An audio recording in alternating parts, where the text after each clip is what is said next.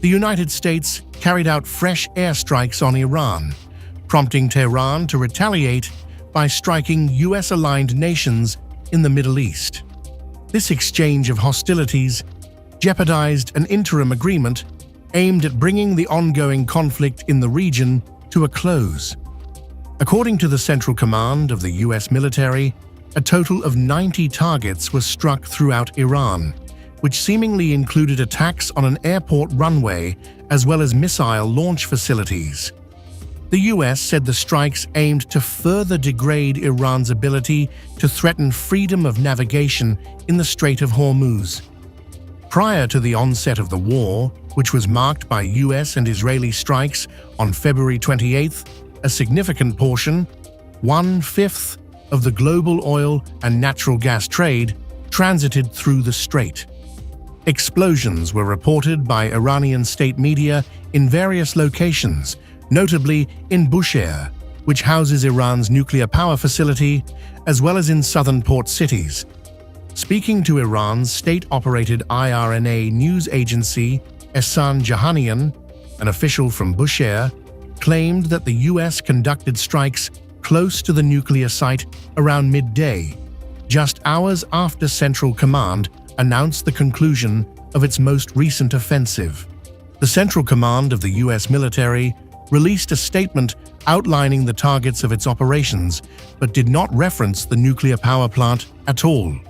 Back-and-forth attacks have tested the ceasefire time and again, but the latest surge of crossfire seemed more extensive, with sirens blaring at least 3 times in Bahrain, which houses the US Navy's 5th Fleet headquarters, while missiles were aimed at Kuwait and Qatar.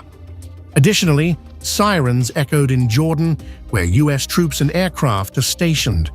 In Kuwait, the military reported that 1 individual was injured by falling debris during the interception of 3 ballistic missiles, 1 cruise missile, and 10 drones.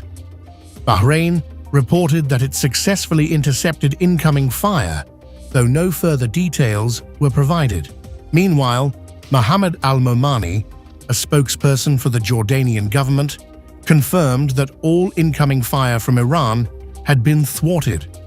Iranian state TV said the country's paramilitary Revolutionary Guard fired missiles at a US base in Jordan. Reports from Qatar indicated that there were no immediate assessments of any damage.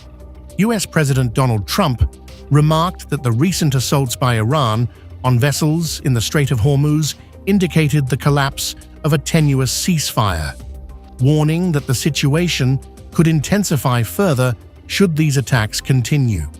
For weeks now, the US president has searched for an Iran off-ramp. But did a new Iranian kill plot make showman Trump order fresh American military strikes against the Shia regime? Here's all you need to know.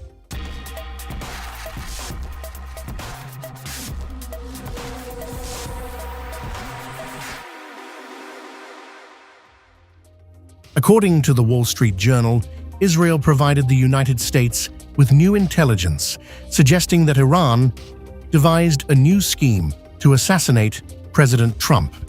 CNN reported that Washington has monitored a steady drumbeat of intelligence about possible plans to assassinate Trump, but the warning from Israel was new and concerned a specific plot. As he flew home from a NATO summit in Turkey on Wednesday, July 8th, Trump said, "They want to take out the US leader, me. I'm on whatever list. I saw this morning. I'm on every single one of their lists."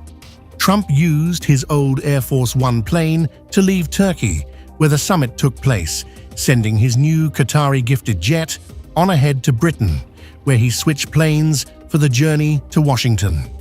The decision to transition from the newly acquired aircraft during its inaugural international voyage raised eyebrows and led to speculation that it might have been due to insufficient security features, especially in light of the US initiating new military actions against Iran, a country that shares a border with Turkey.